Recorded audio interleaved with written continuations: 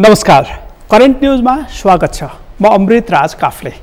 आजको करेन्ट न्यूजमा हामी कोरोना भाइरसले नेपाल सहित विश्वमै पारेको असर र प्रभावसँगै नेपाली राजनीतिमा पछिल्लो समय देखेको बहसको बारेमा केन्द्रित रहेर कार्यक्रम प्रस्तुत गर्दैछौँ। कार्यक्रमको पहिलो खण्डमा नेपालमा 3 महिना लामो लकडाउन खुकुलो बनाउने सरकारी निर्णयका बारेमा चर्चा गर्दैछौँ। विश्वव्यापी कोरोना महामारीले नेपालमा समेत संक्रमण देखिन थालेपछि सरकारले गत चैत 11 गतेबाट लकडाउन घोषणा गरेको थियो।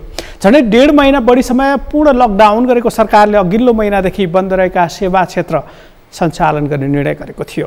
अहिले भने सरकारले लकडाउनका कारण चैत 11 गतेबाट बन्द रहेका सार्वजनिक सवारी आवश्यक सुरक्षा मापदण्ड अपनाएर सञ्चालनमा ल्याउने निर्णय गरेको छ।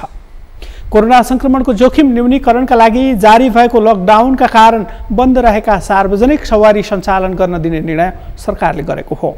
कुल क्षमताको 50% यात्रु राखेर छोटो दूरीका सवारी सञ्चालन हुने सरकारका प्रवक्ता डाक्टर युवराज खतिवडाले बताएका छन्। उपत्यकाको हकमा काठमाडौँ, ललितपुर र भक्तपुर तथा अन्य जिल्लाको हकमा जिल्लाभित्र मात्रै सञ्चालन हुने गरी सार्वजनिक सवारी सञ्चालन हुनेछन्। एक पंक्तिको एक सीटमा एकजना हुने गरी कुल क्षमताको 50% मात्रै यात्रु राख्न पाइनेछ। सवारी चालक र सहचालकले मास्क र सेनिटाइजर अनिवार्य रूपमा प्रयोग गर्नुपर्नेछ। गाडीमै सेनिटाइजरको व्यवस्था गर्नुपर्ने, चालक र सहचालकले मास्कसँगै भाइजर र पन्जा लगाउनु पर्ने र दैनिक निसंक्रमित गरेर मात्रै सवारी कुडाउनु पर्ने व्यवस्था सरकारले गरेको छ। सरकारी निर्णयपछि ट्याक्सी सेवा पनि सञ्चालनमा आएका छन्। यसअघि चालक बाहेक 2 जना मात्रै बस्न पाइने गरी नियम बनाइएकोमा अब 2 जना बाहेक एकै परिवारका 5 वर्ष मुनिका अरू सदस्यहरू समेत ट्याक्सीमा सवार हुन पाउनेछन्। भाडा दर भने पुरानै काम छ। ट्याक्सीहरू तत्कालबाट सञ्चालन हुने भए पनि अन्य सार्वजनिक सवारी कहिलेबाट सञ्चालन हुने भन्ने निर्णय सरकारले गरेको छैन। कार्यक्रमको पहिलो खण्डमा सरकारले गरेका निर्णय बारेको यो सामग्री।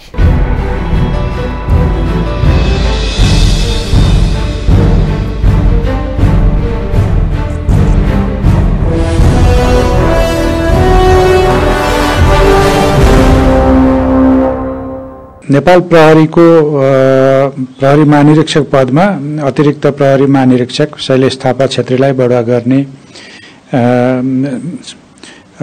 नियुक्ति गर्ने निर्णय भएको छ। यो सार्वजनिकै पनि भइसकेको छ। त्यो गृह मन्त्रालयको प्रस्ताव थियो। त्यसैगरी अलिकति केही अरू निर्णयहरू पनि छन्, म सुनाउँदै जान्छु। स्याङ्जा जिल्ला फेदीखोला गाउँपालिकालाई प्रशासनिक भवन बनाउनको लागि जग्गा दिने यो भूमि व्यवस्था मन्त्रालयको प्रस्ताव हो। महिला बालबालिका तथा ज्येष्ठ नागरिक मन्त्रालयको प्रस्तावमा नेपाल रेड क्रस सोसाइटीको काम कारबाही सम्बन्धमा समाज कल्याण परिषदबाट छानबिन भएको थियो। त्यो छानबिनको आधारमा चाहिँ त्यहाँ कारबाही गर्नुपर्ने विषयलाई लिएर सम्बन्धित निकायलाई 7 दिनभित्र बाटोको म्याद बाहेक 7 दिनभित्र यो चाहिँ सफाई पेश गर्नलाई चाहिँ रेड क्रस सोसाइटीलाई हामीले मौका दिने निर्णय गरेका छौँ। त्यसैगरी त्यही मन्त्रालयकै प्रस्तावमा बाल सङ्गठन र बाल मन्दिरबाट भएका काम कारबाहीको सम्बन्धमा पनि प्रश्नहरू उठेकोले त्यो छानबिन गर्न गठित उच्चस्तरीय जाँचबुझ आयोगको प्रतिवेदनको सिफारिसको सन्दर्भमा पनि 7 दिनको म्याद दिए त्यो निकायहरूलाई आफ्नो सफाईको मौका प्रदान गर्ने भनेर निर्णय भएको छ। वन तथा वातावरण मन्त्रालयको राहुघाट मङ्गले जलविद्युत आयोजना निर्माणको लागि राष्ट्रिय वन क्षेत्र प्रयोग गर्न दिने भन्ने निर्णय भएको छ। रक्षा मन्त्रालयको काठमाडौँ तराई द्रुत मार्ग सडक आयोजना सञ्चालन कार्यविधि 2077 स्वीकृत गर्ने भनिएको छ। त्यसमा नेपाली सेनाको तर्फबाट खटिने व्यक्तिहरूको सन्दर्भमा एउटा व्यक्ति नभए अर्कोले गर्न सक्ने गरी अलिकति लचिलो बनिएको छ। अरू चाहिँ यथावतै छन्, त्यसमा केही परिवर्तन गरिएको छैन। त्यसपछि युवा तथा खेलकुद मन्त्रालयको प्रस्तावमा युवा तथा साना व्यवसायी स्वरोजगार कोष नियावली 2077 यो स्वीकृत गर्ने भन्ने निर्णय भएको छ। स्वास्थ्य तथा जनसङ्ख्या मन्त्रालयको प्रस्तावमा स्वास्थ्य बीमा बोर्डका कार्यकारी निर्देशक रमेश कुमार पोखरेलले राजीनामा दिनुभएको छ। त्यो राजीनामा स्वीकृत गरेको छ मन्त्री परिषदले। त्यसपछि कोभिडको सन्दर्भमा केही थप निर्णयहरू गरिएका छन्। खास गरी यो कोभिड नियन्त्रणको सन्दर्भमा ज्येष्ठ 28 गते र असार 15 गते केही निर्णयहरू गरिएका थिए। ती निर्णयका परिपूरक निर्णयको रूपमा थप निर्णयहरू भएका छन्।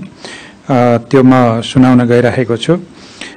खास गरी ज्येष्ठ 28 गते र असार 15 गते भएका निर्णयअनुसार संक्रामक रोग ऐन 2020 को दफा 2 बमोजिमको आदेशमा दया बमोजिम हेरफेर र थप गरी मिति 2077 साउन 6 गते मंगलबार अथवा जुलाई 21 मध्यरातसम्मका लागि नेपालभर लागू हुने गरी निरन्तरता दिने भनेर त्यो भनेको छ। त्यसमा त्यो सूचनामा हामीले गरेको परिवर्तनहरू म यहाँ सुनाउन गइरहेको छु र यो सूचना चाहिँ नेपाल राजपत्रको अतिरिक्ताङ्कमा प्रकाश गर्ने पनि निर्णय भएको छ। त्यसमा आदेशको दफा 1 को खण्ड ड मा के कुरा अहिले चाहिँ रोकिएको छ, के बन्द गरिएको छ भन्ने लिस्टभित्र चाहिँ त्यो निषेधित कुराहरूको लिस्टमा केही कुराहरू झिकिएको छ। त्यसमा चाहिँ काठमाडौँ उपत्यकाको हकमा काठमाडौँ उपत्यकाभित्र र अन्य जिल्लाको हकमा सम्बन्धित जिल्लाभित्र मात्र सञ्चालन हुने यात्रुवाहक सवारी साधन बाहेकका अरू चाहिँ अन्तर जिल्ला चल्ने सवारी साधन र लामो दूरीका सवारी साधन चाहिँ चल्न नदिने। तर काठमाडौँ उपत्यकाको 3 जिल्ला र अरू उपत्यका बाहिर जिल्लाभित्र चाहिँ सार्वजनिक सवारीका साधनहरू चल्न दिने भन्ने यो निर्णय हो। त्यसपछि त्यो आदेशको दफा 2 को खण्ड 6 को सट्टा अर्को एउटा निर्णय भएको छ। त्यो भनेको काठमाडौँ उपत्यकाको हकमा काठमाडौँ उपत्यकाभित्र र अन्य जिल्लाको हकमा सम्बन्धित जिल्लाभित्र मात्र जोर बिजोर प्रणालीमा सञ्चालन हुने गरी निजी सवारी साधन चालक बाहेक थप 2 जना र एकै परिवारको भए बढीमा 5 वर्षसम्मको बालबालिका चाहिँ त्यसमा जोडिएर 2 जना बाहेक 5 वर्ष मुनिको बालबालिका जो काखमा बस्ने बालबालिका हुन्छन् उनीहरूलाई चाहिँ अनुमति दिने गरी यो जोर बिजोर प्रणालीमा सञ्चालन गर्ने यो र चाहिँ त्यो चाहिँ मोटरसाइकल समेत निजी सवारी साधन र मोटरसाइकल चाहिँ त्यो चालक समेत बाहेक 2 जना र परिवारको बच्चाहरू भए 5 वर्ष मुनिको भए त्यसै अनुसार चल्न दिने हो यो विषय। त्यसपछि अर्को एउटा निर्णय भएको छ। त्यही आदेशको खण्ड 6 पछिको मा थप गर्ने भनिएको छ। काठमाडौँ उपत्यकाको हकमा काठमाडौँ उपत्यकाभित्र र अन्य जिल्लाको हकमा सम्बन्धित जिल्लाभित्र मात्र सञ्चालन हुने ट्याक्सी चालक बाहेक बढीमा 2 जनासम्म र परिवारभित्रको भए 5 वर्ष मुनिको बालबालिका समेत सवार हुने गरी त्यो ट्याक्सी पनि चल्न दिने भन्ने निर्णय भएको छ।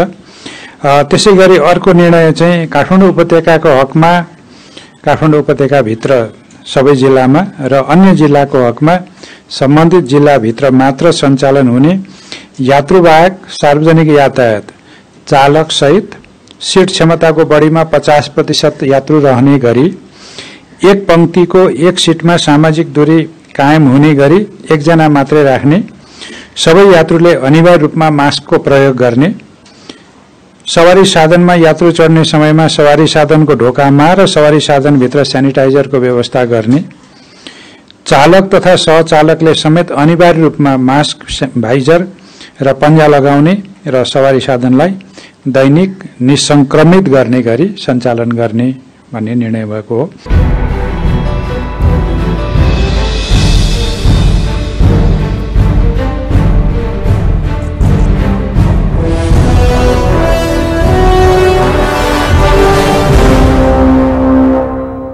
कोरोना महामारीले नेपाल समेत संकटमा परेका बेला सरकारले सार्वजनिक सवारी सञ्चालन गर्न दिने निर्णय गरेपछि अब बिस्तारै लकडाउन पूर्ण रूपमा हटाउन पक्षमा सरकार देखिएको छ। कोरोना महामारी चलिरहेका बेला सत्तारूढ नेकपा भित्रको विवाद भने चरम उत्कर्षमा पुगेको छ। प्रधानमन्त्री केपी शर्मा ओलीको राजीनामा माग्ने प्रधानमन्त्री ओली इतरका नेताहरूको धारणापछि नेकपा विभाजन हुन सक्ने आशंका समेत सुरु भएको छ।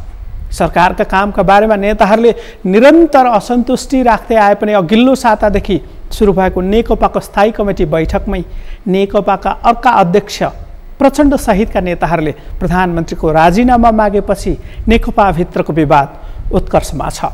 स्थायी कमिटी बैठक बोलाउन 20 जना स्थायी कमिटी सदस्यहरूले लिखित रूपमा आग्रह गरेपछि बाध्य भएर बोलाइएको बैठकमै यस अघिकै अपेक्षा अनुसारको एजेन्डामै बहस भइरहेको छ। असार 10 गतेदेखि सुरु भएको नेकपा स्थायी कमिटी बैठकका लागि नेकपाले कोरोनाको रोकथाम, नियन्त्रण र उपचार, सीमा समस्या र त्यसको समाधान, सरकारको कामका समग्र समीक्षा हुने समेत कार्यसूची तय गरेको थियो। त्यस्तै नेकपाले अहिलेसम्म गरेको कामको समीक्षा, एकताका बाँकी कामलाई टुङ्ग्याउने अमेरिकी परियोजना मिलेनियम च्यालेन्ज कर्पोरेसन MCC, नागरिकता विधेयक र रुकुम पश्चिममा 6 जनाको ज्यान जाने गरी गएको 10 जेठमा भएको घटनाका विषयमा पनि छलफल गर्ने कार्यसूची तय भएको थियो। तर बैठक चल्दै जाँदा कार्यसूचीमा रहेका अन्य विषयभन्दा पनि सरकार परिवर्तनका विषयमा मात्रै छलफल सुरु भएको छ। गत असार 10 गतेदेखि सुरु भएको नेकपाको स्थायी कमिटी बैठक स्थगित गरिँदै आएको छ। स्थायी कमिटी बैठकमा प्रधानमन्त्रीको राजीनामा माग्ने विषयले प्रवेश पाएपछि प्रधानमन्त्री केपी शर्मा ओलीले मदन भण्डारीको जन्म जयन्तीमा एउटा कार्यक्रममा अहिलेको सरकार ढाल्न भारत लगायत पार्टीभित्रका नेताहरू समेत संलग्न रहेको आरोप लगाएका थिए। कार्यक्रमको अबको खण्डमा नेकपामा देखेको खास विवाद के हो भन्ने विषयको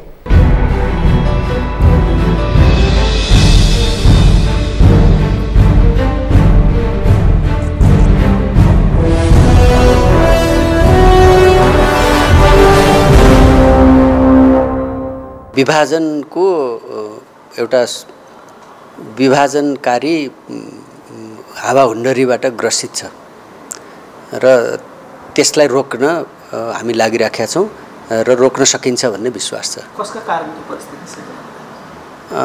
यसलाई मैले खास व्यक्तिसँग जोडेर भन्दा पनि हामीले एकीकरणदेखि पार्टीलाई जसरी चलाउनु पर्ने थियो त्यसरी चलाइराखेनौँ।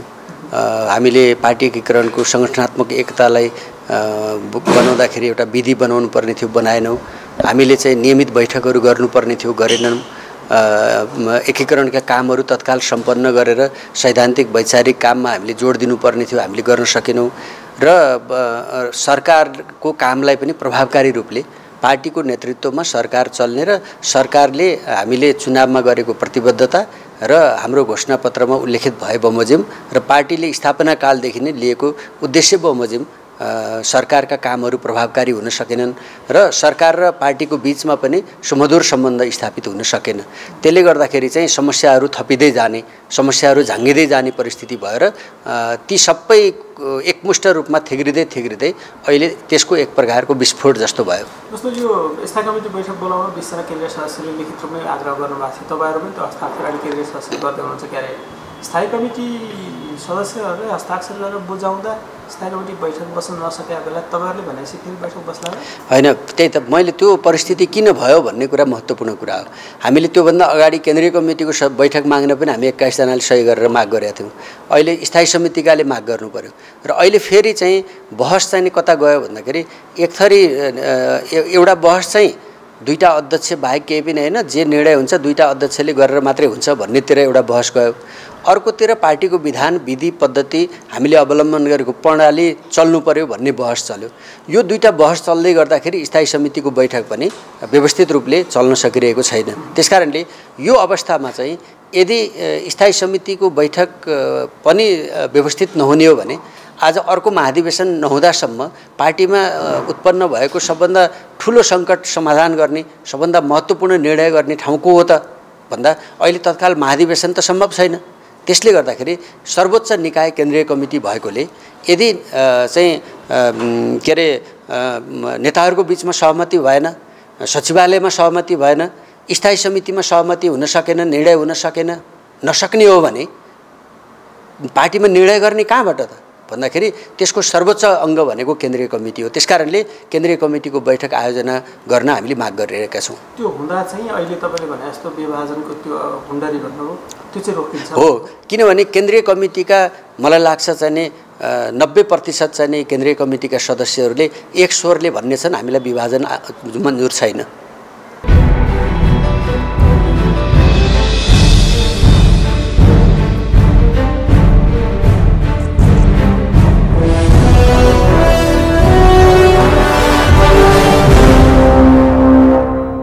नेकपा भित्रको विवादले राष्ट्रिय राजनीति तरङ्गित छ।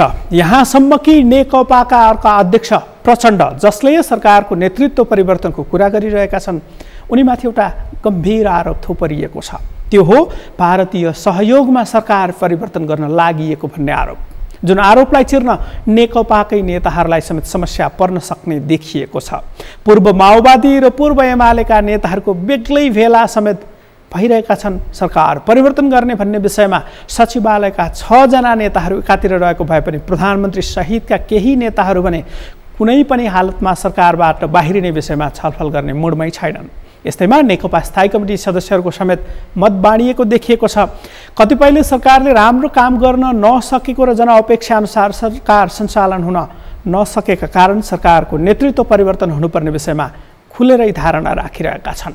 कम्युनिस्ट पार्टीमा विचार, सिद्धान्त र पार्टीको वैचारिक धारणाका विषयमा छलफल हुनुपर्नेमा सरकार परिवर्तन गर्ने वा नगर्ने भन्ने विषयमा भएको छलफलले अहिलेको नेपालको कम्युनिस्ट आन्दोलन नै कमजोर हुन सक्ने चिन्ता समेत व्यक्त हुने गरेको छ। कार्यक्रम एकैछिन विश्रामपछि नेकपाभित्र देखिएको विवादको थप विषयसहित अन्य सामग्री लिएर उपस्थित हुनेछु, हेर्दै गर्नुहोला।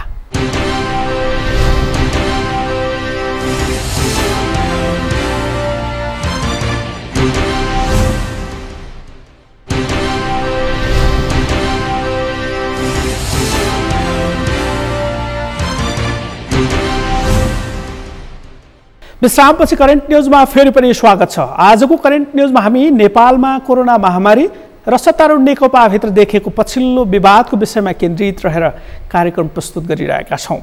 सत्तारूढ नेकपाभित्र प्रधानमन्त्रीले राजीनामा दिनुपर्ने बाहेक अर्को चर्किएको विषय हो अमेरिकी सहयोग सम्बन्धी सम्झौता एमसिसी बारे छलफल गर्न भनी यसअघि 27 र 32 जेठमा बोलाइएको सचिवालय बैठक पनि स्थगित भएको थियो। त्यस्तै 2 पटक स्थायी कमिटीको बैठक बोलाए पनि बस्दै नबसेर स्थगित गरिएको थियो। 20 जना स्थायी कमिटी सदस्यले लिखित रूपमा नै बैठक राख्नुपर्ने माग गरेपछि 24 वैशाखका लागि बैठक बोलाइएको थियो, तर अन्तिम समयमा आएर स्थगित भएको थियो। पार्टीभित्रको विवाद उत्कर्षमा पुगेका बेला 2 अध्यक्षका बीचमा गम्भीर अविश्वास सिर्जना भएको छ। यहाँसम्म कि प्रधानमन्त्री केपी शर्मा ओलीले शनिबार राति मन्त्रीहरूलाई बोलाएर पार्टी विभाजन हुन सक्ने र मन्त्रीहरूलाई आफ्नो कित्ता क्लियर गर्न समेत भनिसकेका छन्।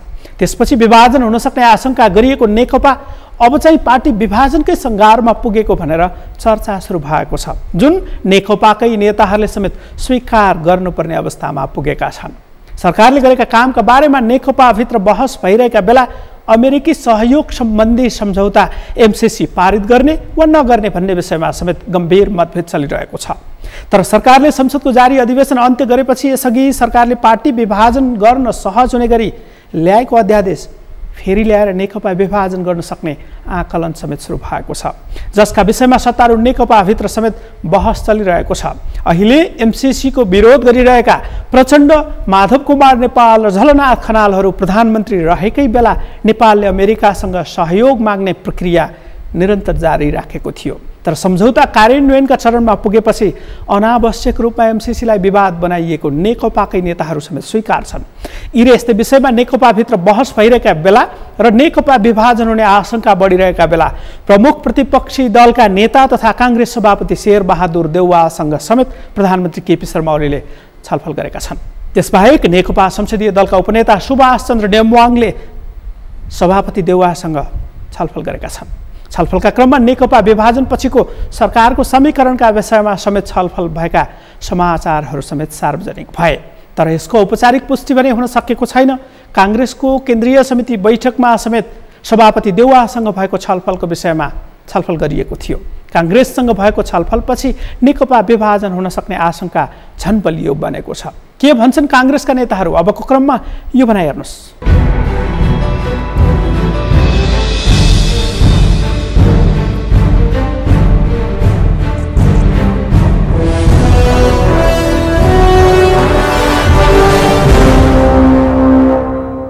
होइन, म त नेपाल अब फुट्छ फुट्दैन त्यो हामीहरूले आकलन गर्ने मात्रै कुरा हो होइन। फुट्यो भने पनि चोइटियो भन्नुहोस् फुट्यो भन्नुहोस् भने पनि नेपाली कङ्ग्रेस जानु हुँदैन, कुनै पनि सरकारमा जानु हुँदैन। हामी विपक्षमै बसेर हामीहरू माने विपक्षको भूमिका हामीले खेल्नुपर्छ र तपाईको हाम्रो संगठनको लागि हामी अगाडि बढ्नुपर्छ। अब कांग्रेसको 14औं महाधिवेशनको मिति नसार्ने अन्तिम मिति चाहिँ भनेर निर्णय त गर्नुभयो। त्यो कार्यतालिका र कार्यशैली बीच त्यो म्याचिङ होला र भोलि अधिवेशन ठिक समयमा होला भनेर विश्वास गर्न सकिन्छ? हेर्नुस्, धेरै जिल्लामा तपाईको समायोजन भएको छैन, केही जिल्लामा छैन, तपाईको कुनै ओडामा भएको छैन। त्यसलाई अपवाद मानौं हैन। जुन जिल्लाहरुमा समायोजन भएको छैन पदाधिकारीहरुको इच्छा शक्तिमा भर पर्छ। अब उहाँहरुले इच्छा शक्ति देखाउनु भयो अधिवेशन गर्ने भने समायोजन गर्ने इच्छा शक्ति पनि देखाउनुहुन्छ, हैन भने समायोजन गराउनलाई गाह्रो छ। एक त कोरोनाको प्रकोप छ। अब 2 नम्बर प्रदेशमा 8 वटा जिल्लामा तपाईको समायोजन कतै सुरु नै भएको छैन हैन, वडाहरुमा पनि भएको छैन कतै पनि। भनेपछि इच्छा शक्ति अब देखाउने जिम्मेवारी निर्वाचन हाम्रो जुन समिति छ उले गर्न सक्दैन। त्यो अब हामीले बुझिसक्यौं। उहाँहरूले जति गर्नुभयो त्यसको लागि धन्यवाद। अब पार्टीको पदाधिकारीहरूले हामीहरूले त जिम्मा दियौं, पास गरिदियौं, कार्यतालिका सहित पास गरे। उहाँहरूले जे ल्याउनु भएको छ त्यसमा अलिकति तलमाथि गरेर पास गरेछ। अब जिम्मेवारी पदाधिकारीहरूको, अगर अधिवेशन भएन भने पदाधिकारीहरू जिम्मेवारी हुन्छन्। अर्थात् यो समायोजनको प्रक्रियाले समयमा पूर्णता पाएन भनेदेखि उहाँहरूले अधिवेशन ठिक समयमा गर्न चाहनुहुन्छ कि चाहनुहुन्न भन्ने पनि पिक्चर आउँछ। एकदम क्लियर, त्यसमा कुनै शंका छैन। त्यसैले इच्छा शक्तिमा भर पर्छ। उहाँहरूको इच्छा शक्ति अधिवेशन गर्ने छ भने समायोजन पनि अब समयमा गर्नुहुन्छ।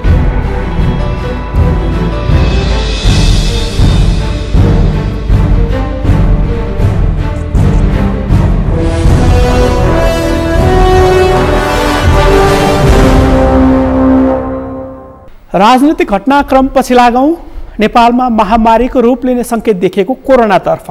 नेपालमा राजनीतिक विषयमा गरमागरम बहस सुरु भए पनि कोरोना संक्रमणले भने निरन्तर उकालो लागिरहेको छ। नेपालमा बिहीबार 108 जना कोरोना संक्रमित थपिएका छन्। स्वास्थ्य तथा जनसंख्या मन्त्रालयका अनुसार बिहीबारसम्म नेपालमा कोरोना संक्रमितको संख्या 16,531 पुगेको छ। बिहीबार डिस्चार्ज 139 जना भएका छन्। अहिलेसम्म 7,891 जना संक्रमित कोरोना निको भएर घर फर्किएका छन्। बिहीबार पीसीआर विधिबाट 4,588 जनाको कोरोना परीक्षण भएको छ। यससमेत गरी बिहीबारसम्म 2,71,145 जनाको पीसीआर विधिबाट कोरोना परीक्षण भएको छ। अहिले देशभरिका आइसोलेसनमा 8,605 जना रहेका छन्, जसमा प्रदेश नम्बर 1 मा 196, प्रदेश नम्बर 2 मा 2,024, बागमती प्रदेशमा 429 र गण्डकी प्रदेशमा 862 जना संक्रमित उपचाररत छन्। यस्तै प्रदेश नम्बर 5 मा 1,727, कर्णाली प्रदेशमा 405 र सुदूरपश्चिम प्रदेशमा 2,962 जना संक्रमित आइसोलेसनमा उपचाररत छन्। देशभरिका क्वारेन्टिनमा बिहीबार 24,825 जना रहेका छन्। कार्यक्रमको अबको खण्डमा नेपालमा कोरोनाका अवस्थाका बारेमा स्वास्थ्य मन्त्रालयले दिने जानकारीको यो विषय।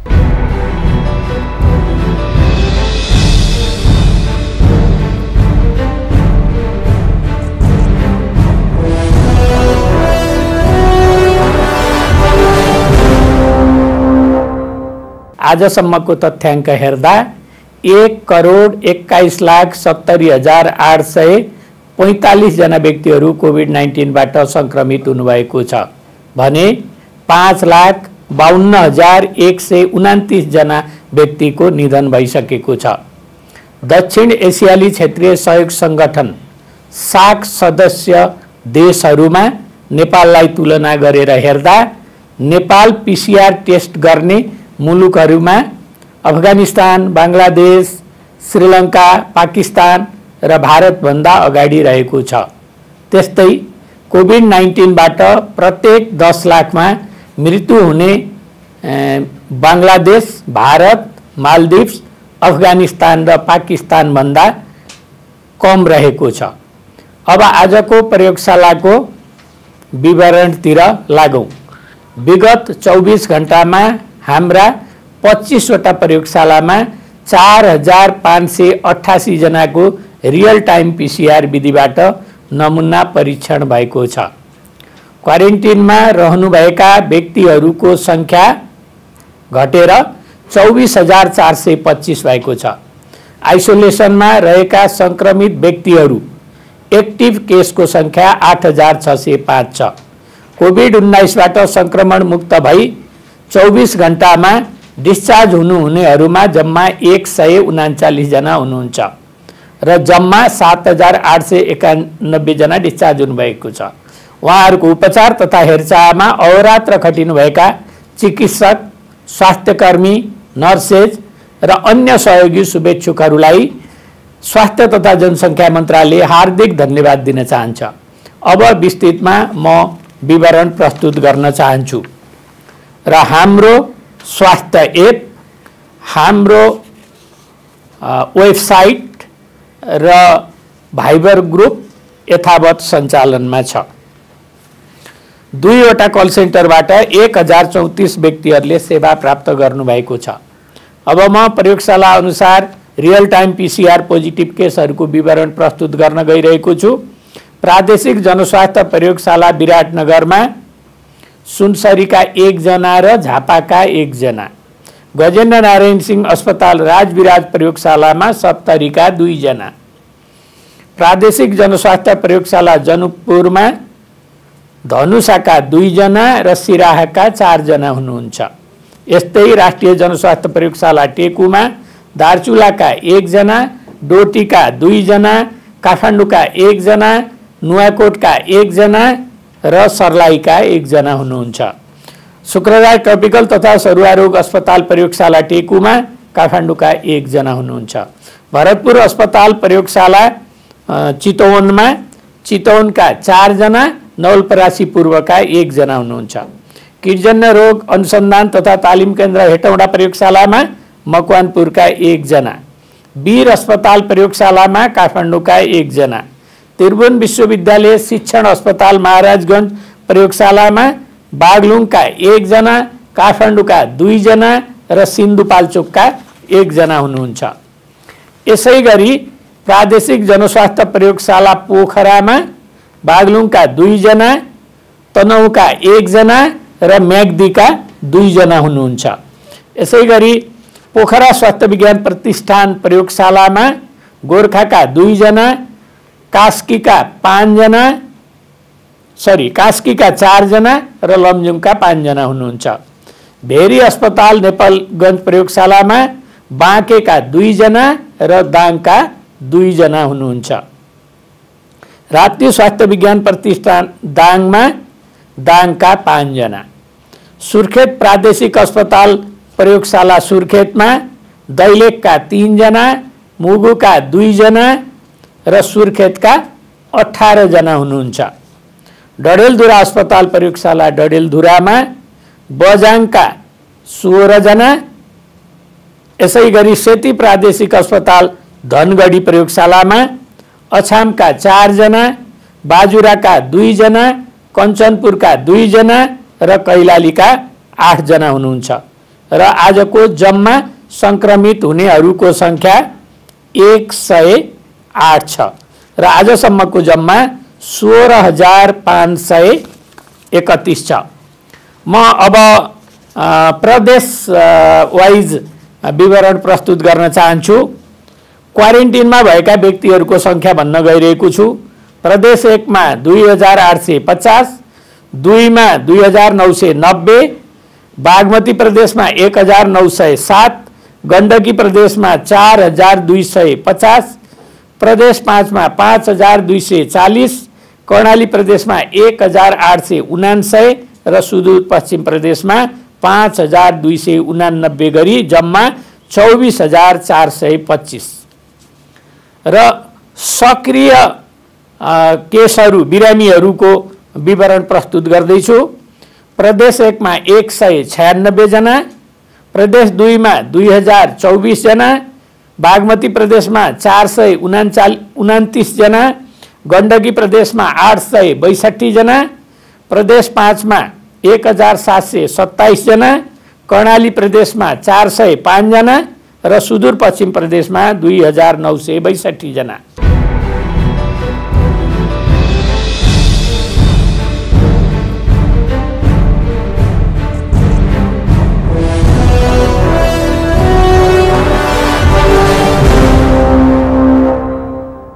कोरोना भाइरसका कारण यो सामग्री तयार पार्ने बेलासम्म संसारभर झण्डै 1,41,00,000 बढी नागरिक संक्रमित बनेका छन्। 5,52,000 बढीको ज्यान गएको छ। 70,94,000 बढी उपचारपछि निको पनि भइसकेका छन्। नेपालसँग खुला सिमाना रहेको भारतमा समेत कोरोना संक्रमितको संख्या हरेक दिन बढ्दै गइरहेको छ। भारतबाट नेपाल फर्केकाहरूमा समेत कोरोनाको संक्रमण देखिएको छ। झण्डै 2 लाख बढी नेपाली भारतबाट कोरोना महामारीकै बीचमा फर्किएका कारण नेपालमा समेत कोरोना संक्रमणको दर बढिरहेको छ। कोरोना महामारीको त्रास बढिरहेका बेला नेपालमा भने सरकार परिवर्तनको विषयमा नेकपाको बैठकमै गम्भीर बहस भइरहेको छ। कोरोना महामारी नियन्त्रण गर्नुपर्ने बेलामा सत्तारूढ दलभित्र देखिएको विवादले जनतामा निराशा आउन सक्ने चेतावनी समेत दिन थालिएको छ। हवस् त, करेन्ट न्युजको आजको समय सकियो। भोलि फरक विषयका साथमा उपस्थित हुने नै छु। नेपालको पहिलो न्युज च्यानल सगरमाथा टेलिभिजन हेर्दै गर्नुहोला। म अमृत राज काफले बिदा हुन्छु। नमस्कार।